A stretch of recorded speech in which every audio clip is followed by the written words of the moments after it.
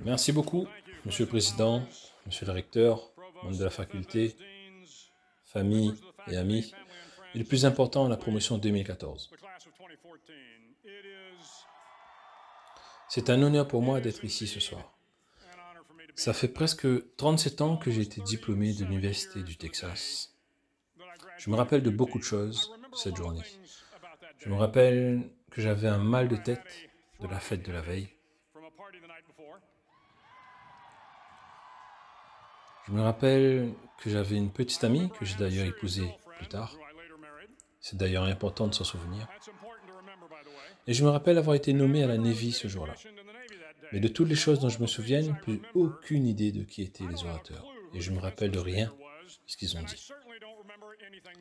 Sachant cela, si je ne peux pas rendre ce discours de remise de diplôme mémorable, au moins je vais essayer de faire court. Donc le slogan de l'université est « Ce qui commence ici change le monde ». J'aime ce slogan. Ce soir, il y a plus de 8000 étudiants diplômés de l'Université du Texas.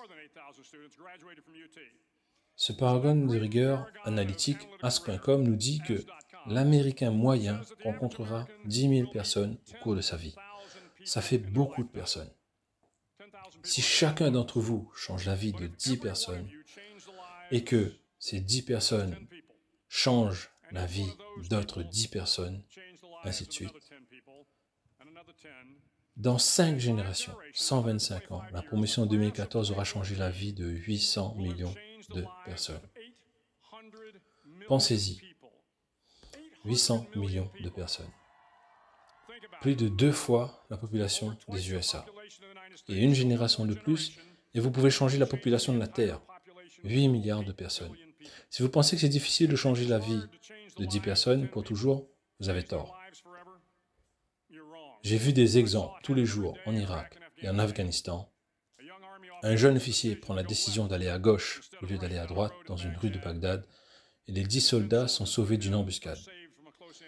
Dans la province de Kandahar, en Afghanistan, un sous-officier de la force d'intervention féminine sent que quelque chose ne va pas et elle éloigne la section d'infanterie loin d'un engin explosif improvisé de 230 kg, sauvant ainsi la vie d'une douzaine de soldats. Mais si vous y pensez, il n'y a pas que les soldats qui ont été sauvés par la décision d'une personne. Leurs enfants ont été sauvés et les enfants de leurs enfants, ainsi que des générations ont été sauvées par une décision d'une seule personne. Changer le monde peut arriver n'importe où et n'importe qui peut le faire. Donc, ce qui commence ici peut en effet changer le monde, mais la question est à quoi le monde va-t-il ressembler après que vous l'ayez changé? J'ai confiance, il sera bien meilleur, mais si vous avez confiance en un vieux marin, juste un instant, j'ai quelques suggestions pour vous aider sur votre chemin vers un monde meilleur. Ces leçons, je les ai apprises pendant ma carrière militaire, et je vous assure, peu importe que vous ayez porté l'uniforme, peu importe votre sexe, votre ethnie, votre religion, votre orientation sexuelle et votre statut social, nos combats dans ce monde sont les mêmes. Et les leçons pour les surmonter, pour avancer, nous changer nous-mêmes et changer le monde autour de nous, s'appliqueront de la même manière à tous. J'ai été un Navy SEAL pendant 36 ans, mais tout a commencé quand j'ai quitté lutter pour l'entraînement de base des SEAL à Coronado, en Californie. 6 mois de courses tortueuses dans le sable mou, des bains de minuit dans l'eau froide de San Diego, des courses d'obstacles, des séances de gym interminables, sans sommeil. Nous étions toujours frigorifiés, mouillés et misérables. 6 mois à être constamment stressés par des guerriers professionnels qui cherchent à trouver la faiblesse mentale et physique pour nous éliminer de la Navy. Mais cet entraînement cherche aussi à trouver des étudiants qui seront capables d'être des leaders dans un environnement de stress, d'échecs, d'épreuves et de chaos constant. Pour moi, l'entraînement des Navy SEAL était une vie de défi condensée en 6 mois. Alors, voici les 10 leçons apprises lors de l'entraînement de base chez les Navy SEAL, qui, je l'espère, auront une valeur pour vous aider à avancer dans la vie. Chaque matin, mes instructeurs, qui étaient tous des vétérans du Vietnam, se pointaient dans mon baraquement et la première chose qu'ils faisaient était d'inspecter mon lit. S'il était bien fait, les coins étaient carrés, les couvertures bien tirées, les coussins centrés juste sous la tête de lit, et la deuxième couverture pliée soigneusement. C'était une tâche simple, au mieux banale, mais chaque matin, on nous demandait de faire notre lit à la perfection. Cela nous semblait un peu ridicule à l'époque. Nous aspirions à devenir des guerriers, des combattants endurcis, mais la sagesse de cet acte simple s'est confirmée à plusieurs reprises. Si vous faites votre lit chaque matin, vous aurez accompli la première tâche de la journée. Cela vous donnera un petit sentiment de fierté et vous encouragera à faire une autre tâche, puis une autre, ainsi de suite. Et à la fin de la journée, cette tâche accomplie deviendra une multitude de tâches accomplies. Faire votre lit renforcera aussi le fait que les petites choses dans la vie comptent. Si vous ne savez pas faire les petites choses correctement, jamais vous ne pourrez bien faire les grandes choses. Et s'il vous arrive d'avoir une mauvaise journée, au moins vous reviendrez à la maison avec un lit bien fait, que vous avez fait. Et un lit fait vous encourage. Demain sera meilleur. Donc si vous voulez changer le monde, commencez par faire votre lit. Durant l'entraînement des SEAL, les étudiants, qui sont tous repartis en équipage, chaque équipage est composé de 7 étudiants, 3 de chaque côté d'un petit bateau en caoutchouc et un guide. Chaque jour, votre équipage se forme sur la plage et reçoit comme instruction de pagayer sur plusieurs kilomètres au large. En hiver, les vagues de San Diego peuvent atteindre 3 mètres de haut et il est extrêmement difficile de pagayer à travers une vague plongeante, à moins que chacun se donne à fond. Chaque pagaie doit être synchronisé au son du guide. Chacun doit exercer un effort équivalent ou le bateau sera renversé par la vague et renvoyé sur la plage. Pour que le bateau atteigne sa destination, chacun doit pagayer. Vous ne pouvez pas changer le monde seul, vous aurez besoin d'aide. Et pour vraiment aller de votre point de départ jusqu'à votre destination, vous aurez besoin d'amis, de collègues, la bonne volonté d'étrangers. Si vous voulez changer le monde, trouvez quelqu'un pour vous aider à pagayer. Après plusieurs semaines d'entraînement difficile, mon groupe de SEAL, qui a démarré avec 150 hommes, était tombé à 42. Il y avait 6 équipages de 7 hommes. J'étais dans le bateau des grands en taille, mais le meilleur équipage était composé d'hommes plus petits. Nous le surnommions l'équipage de Basset. Personne ne faisait plus d'1,67 m. L'équipage était composé d'un Indo-américain, un Afro-américain, un Polonais-américain, un Gréco-américain, un Italo-américain et 2 soligamins du milieu. Ils distançaient tous les autres équipages. Et les autres équipages faisaient toujours des blagues bon enfant à propos des petits palmes. Des petits palmes que les bassins mettaient sur le petit pied avant chaque nage. Mais d'une manière ou d'une autre, ces petits gars de tous les coins de la nation et du monde avaient toujours un sourire. Et ils atteignaient toujours les premiers, la plage, bien avant nous tous. L'entraînement des SEAL était un grand égalisateur. Rien n'était plus important que votre volonté de vaincre, peu importe votre couleur, votre passé, ethnie, éducation, statut social. Si vous voulez changer le monde, estimez une personne à la taille de son cœur, pas à celle de ses palmes. Plusieurs fois par semaine, les instructeurs nous alignaient pour l'inspection de l'uniforme. Le chapeau devait être parfaitement amidonné, l'uniforme repassé, la boucle du ceinturion brillante et sans tache. Mais semblait-il, peu importe quel effort on y mettait, cela n'était jamais assez bien. Les instructeurs trouvaient toujours que quelque chose n'allait pas. Quand l'étudiant échouait à l'inspection de l'uniforme, il devait courir, tout habillé, dans la mer. Et mouillé de la tête aux pieds, il devait se rouler dans le sable jusqu'à ce qu'il soit totalement recouvert de sable. On appelait cet effet le biscuit au sucre. L'étudiant restait toute la journée, ainsi grelottant, mouillé de la tête aux pieds, misérable. Beaucoup d'étudiants ne pouvaient accepter le fait que tous leurs efforts étaient vains. Peu importe les efforts fournis pour passer l'inspection de l'uniforme, cela ne convenait jamais. Ces étudiants ne réussissaient pas l'entraînement et ne comprenaient pas le but de l'exercice. On ne réussirait jamais, l'uniforme n'était jamais parfait. Les instructeurs ne le permettraient pas. Parfois, peu importe comment on était préparé, quelle performance on avait accomplie, vous allez toujours terminer comme un biscuit au sucre. La vie est parfois comme ça. Si vous voulez changer le monde, acceptez l'idée d'être parfois un biscuit au sucre. et continuez à avancer. Chaque jour, durant l'entraînement, vous étiez soumis à des charges physiques, longues courses, longues distances à la nage, courses d'obstacles, des heures de gymnastique. Tout cela mis au point pour tester votre courage. Chaque épreuve avait ses temps standards à atteindre.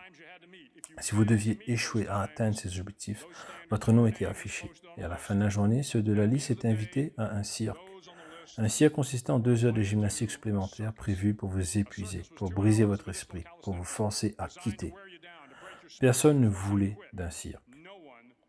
Un cirque signifiait que pour cette journée, vous n'aviez pas été à la hauteur. Un cirque signifiait plus de fatigue, et donc le lendemain serait plus difficile. Avec à la clé, probablement, plus de cirque encore. À un certain moment, pendant l'entraînement SEAL, tout le monde était sur la liste du cirque. Mais une chose intéressante s'est produite pour ceux qui étaient constamment sur cette liste. Ils devinrent de plus en plus forts, de plus en plus résistants. La douleur du cirque construisait de la force intérieure et de la résilience physique. La vie est remplie de cirques.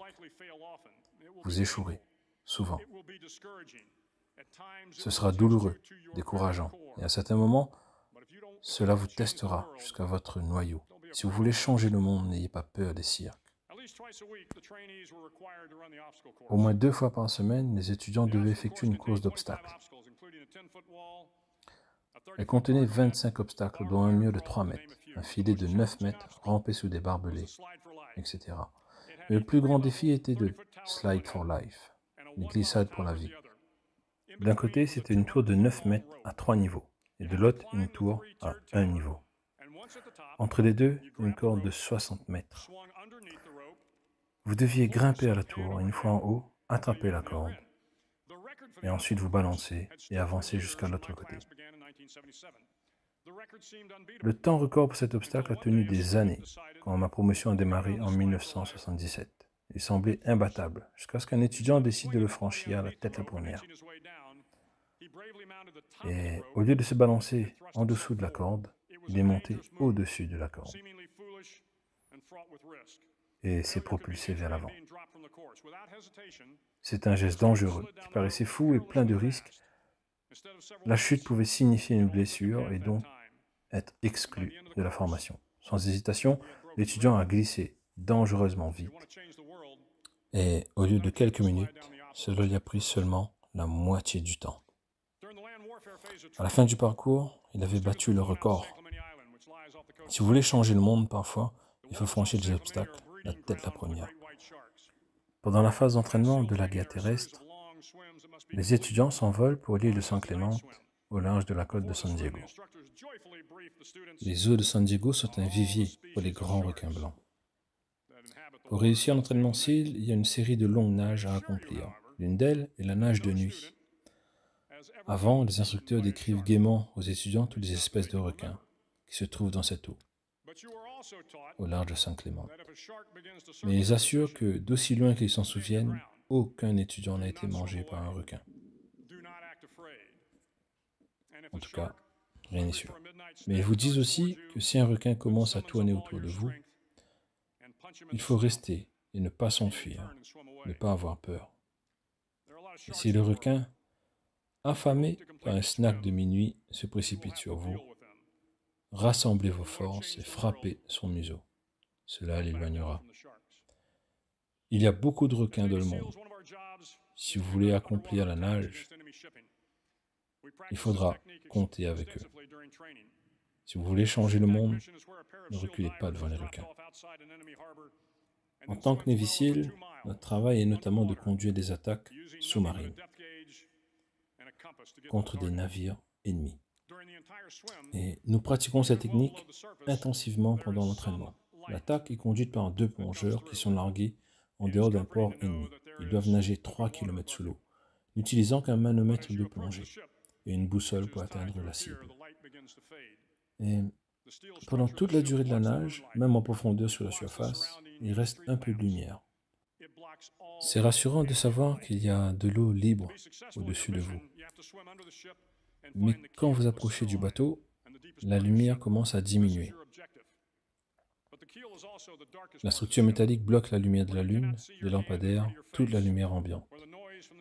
Et pour réussir votre mission, vous devez nager sous le bateau et trouver la quille. La ligne centrale est la partie la plus profonde du bateau. C'est là votre objectif. Mais la quille est aussi la partie la plus profonde du bateau. Vous ne pouvez pas voir votre propre main, où le bruit des machines est assourdissant. Vous pouvez être facilement désorienté et échoué. Chaque SEAL sait que sous la quille, dans le moment le plus sombre de la mission, c'est le moment d'être calme et posé. Vous devez garder votre calme, où toutes vos capacités tactiques, votre puissance physique et votre force intérieure doivent être mises à profit. Si vous voulez changer le monde, vous devez être le meilleur dans les moments les plus sombres. La 9e semaine est considérée comme la semaine de l'enfer. 6 jours sans sommeil, de harcèlement physique et de mental, et un jour spécial dans la vase. Il s'agit d'une région entre San Diego et Tijuana, où l'eau s'échappe et crée des marécages. Dans cette région, il y a une parcelle de terrain marécageux, où la boue vous engloutit.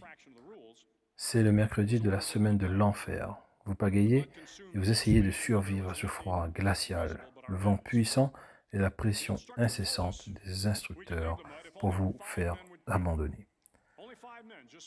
Le soleil était en train de se coucher ce mercredi soir. Mon groupe a commis une infraction flagrante aux règles. La boue recouvrait chaque homme jusqu'au cou. Les instructeurs nous dirent que nous pourrions quitter la boue si seulement 5 d'entre nous abandonnaient. Seulement 5 abandons et nous pouvions quitter le froid oppressant. En regardant autour de nous, il était clair que certains étudiants étaient sur le point d'abandonner. Il restait encore 8 heures avant que le soleil se lève, 8 heures de froid qui glace les os. Les claquements de dents et les gémissements de froid des étudiants étaient si forts qu'il était difficile d'entendre quoi que ce soit. Et c'est alors qu'une voix se fit entendre dans la nuit. Un chant qui s'éleva. Il sonnait très faux, mais était plein d'enthousiasme. Une voix qui devint 2, puis 3. Et en peu de temps, tout le monde chantait. Les instructeurs nous menaçaient de plus de temps dans la boue si nous continuions à chanter. Mais les chants ont continué, et quelque part, la boue nous semblait un peu plus chaude, le vent un peu plus doux, et l'aube pas si lointaine. Si j'ai appris quelque chose tout au long de mes voyages, c'est la puissance de l'espoir. Si j'ai appris quelque chose, c'est la puissance d'une personne. Washington, Lincoln, King, Mandela, et même une jeune fille pakistanaise, Malala. Une personne peut changer le monde en donnant de l'espoir aux gens. Si vous voulez changer le monde, commencez à chanter quand vous êtes dans la boue jusqu'au cou. Et enfin, il y a la cloche de l'entraînement SEAL. Une cloche du cuivre au centre de l'enceinte afin que chaque étudiant puisse la sonner quand il veut. Si vous souhaitez abandonner, sonnez la cloche. Sonnez la cloche et vous ne devez plus vous lever à 5 heures du matin. Sonnez la cloche et vous ne devrez plus participer au nage glacial. Sonnez la cloche et vous ne devrez plus courir, faire des courses d'obstacles. Et vous ne devez plus endurer les épreuves de l'entraînement. Tout ce que vous devez faire, c'est sonner la cloche pour sortir. Si vous voulez changer le monde, ne sonnez jamais cette cloche. À la promotion 2014, vous êtes à quelques instants de l'obtention de votre diplôme, à quelques instants de commencer votre voyage à travers la vie, à quelques instants de changer le monde pour le rendre meilleur. Ce ne sera pas facile, mais vous êtes la promotion 2014. La promotion qui peut toucher la vie de 800 millions de personnes au cours du prochain siècle. Commencez, trouvez quelqu'un que vous pouvez aider, respectez chaque personne. Sachez que la vie n'est pas juste et que vous tomberez. Mais si vous prenez des risques, que vous intensifiez les moments où vous êtes le plus fort et que vous